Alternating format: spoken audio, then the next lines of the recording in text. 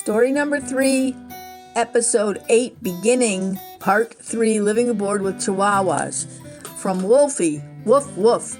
You can see how they might have thought I was a Chihuahua. They thought that Ella needed a friend, so enter Wolfie. I was real little as a puppy, but then I turned into a meatball. Woof woof. You can see how they thought I might be a Chihuahua. The wolf. True to our belief, we thought Ella needed a bosom buddy. Enter Wolfgang Amadeus Mozart, Wolfie for short. The wolf came by way of Oklahoma. He also arrived via airplane. He was an internet purchase. He looked very much like a Chihuahua when we got him, but he's grown into a flying meatball. I received a long list of his so-called Chihuahua ancestors. The list does not include pictures. There might be a little Jack Russell in there somewhere.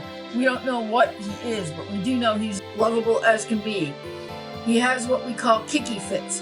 He lies on his back and kicks his legs in the air while rubbing his body back and forth on the rug.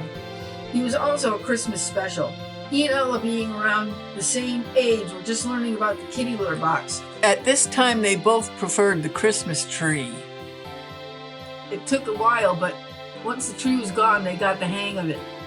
When Wolfie was a puppy, he looked very much like an applehead Chihuahua. Now he looks like a meatball.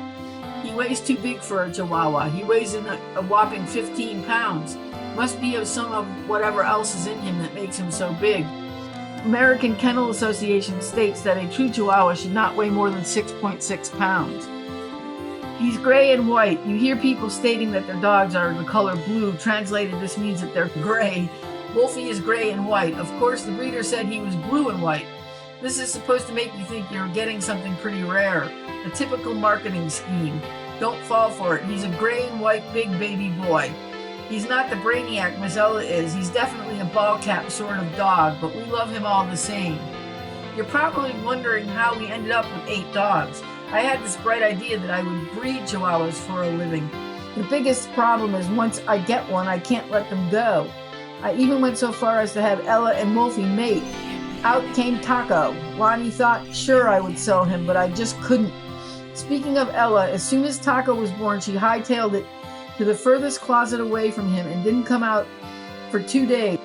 She just couldn't believe that this alien had come out of her, and she wanted nothing to do with him. Her milk then immediately dried up, and Taco was on the baby bottle for 5 weeks. And now... From Wawa. Woof.